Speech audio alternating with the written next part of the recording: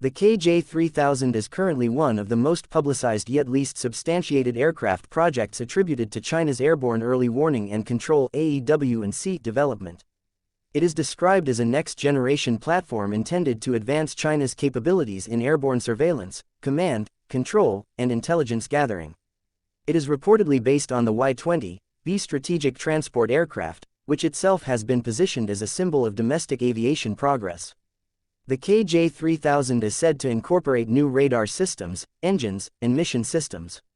However, much of the information surrounding the aircraft is either unverifiable or presented in a way that exaggerates its maturity and significance. As of mid-2025, there is no official announcement of the KJ-3000 entering operational service. No data has been presented confirming full system integration, endurance, tracking capabilities, or interoperability. Public discourse tends to conflate development milestones, such as airframe test flights or prototype appearances, with operational readiness.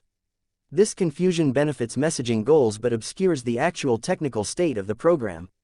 The stated objectives of the KJ-3000 program suggest an ambition to replace older systems that were themselves limited by either foreign dependency or hardware constraints.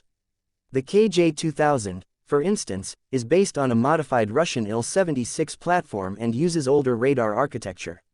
Replacing this with a domestically produced, large, long-endurance AEW&C aircraft could theoretically give the Chinese military better networked situational awareness, faster response times, and improved coordination across multiple domains. However, such outcomes are dependent not only on airframe and radar hardware but also on software development, operational doctrine, data integration, and sustained system reliability. These factors require significant investment in time, testing, and joint force training. To date, there is no credible evidence that the KJ-3000 has completed even a fraction of these necessary steps. What often accompanies discussion of the KJ-3000 is a coordinated or at least culturally synchronized narrative across various state-linked and aligned media sources. These narratives typically avoid technical scrutiny and instead focus on declarations of superiority, breakthroughs, and strategic parity. Language choices tend to emphasize symbolic victories, not performance realities. There is a deliberate effort to project the impression that the aircraft is ready to conduct complex missions in contested environments, including the ability to detect stealth aircraft or coordinate large-scale operations. Yet there is no proof that these functions have been successfully demonstrated, either in live exercises or controlled tests. The lack of transparency is itself a warning sign. In countries with mature aerospace industries and advanced AEW&C capabilities, platform development is often accompanied by at least some level of public domain technical documentation, oversight, or engagement with defense analysis communities. In contrast, the KJ-3000 exists in a closed-loop information environment, where performance is defined primarily by promotional messaging. This creates a gap between what is claimed and what is known. It is in this gap that propaganda takes root. The development timeline of the KJ-3000 also suggests a project that is still in its early stages.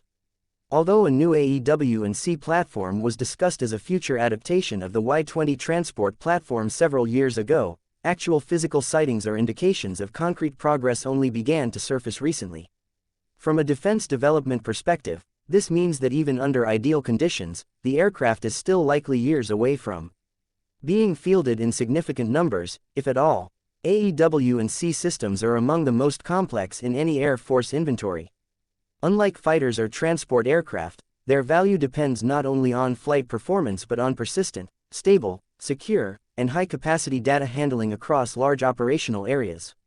It is also worth noting that China's overall military development strategy frequently blends technical programs with political signaling.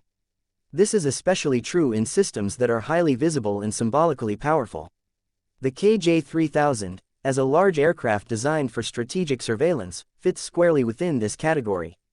The intention is to not just build a working aircraft, but to send a message, internally and externally, that China is closing technological gaps and gaining autonomy in key military sectors. However, building a message is not the same as building a fully integrated system that performs under operational stress.